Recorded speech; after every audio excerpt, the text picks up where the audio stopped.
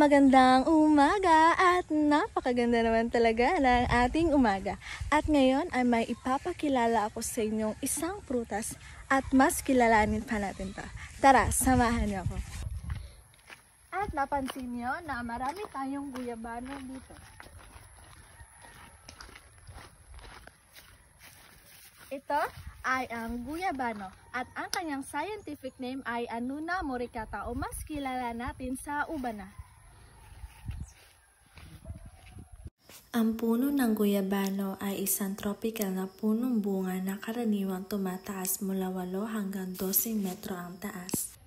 At mayroon itong makintab na dahon na kulay berde at ang guyabano ay namumunga ng dilaw na berdeng bulaklak na namumukadkad at isang natatanging katangian na tinatawag na cauliflower. Ang puno ng guyabano ay may mahalagang papel sa kanyang ekosistema sa pamamagitan ng pagbibigay ng pagkain at tirahan para sa iba't ibang wildlife. At ngayon, samahan niyo naman ako na pumitas ng mga dahon ng guyabano. Tara!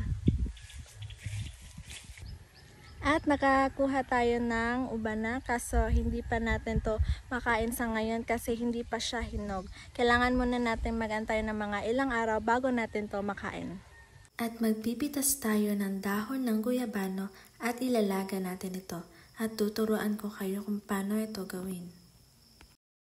Maglagay tayo ng 3 tasa na tubig at ilagay natin ang ating mga nakuhang dahon ng guyabano. At hihintayin natin ito na kumulo.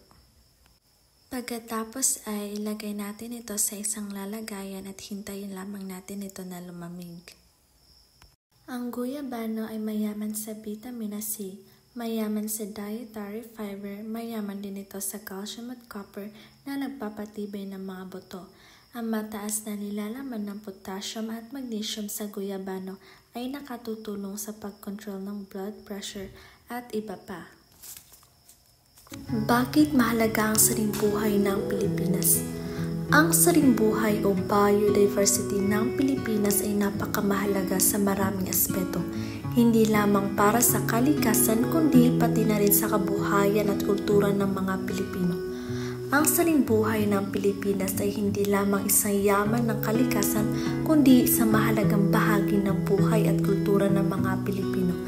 Ang pangangalaga at pagpapanatili nito ay kinakailangan upang matiyak ang magandang kinabukasan para sa mga susunod na henerasyon.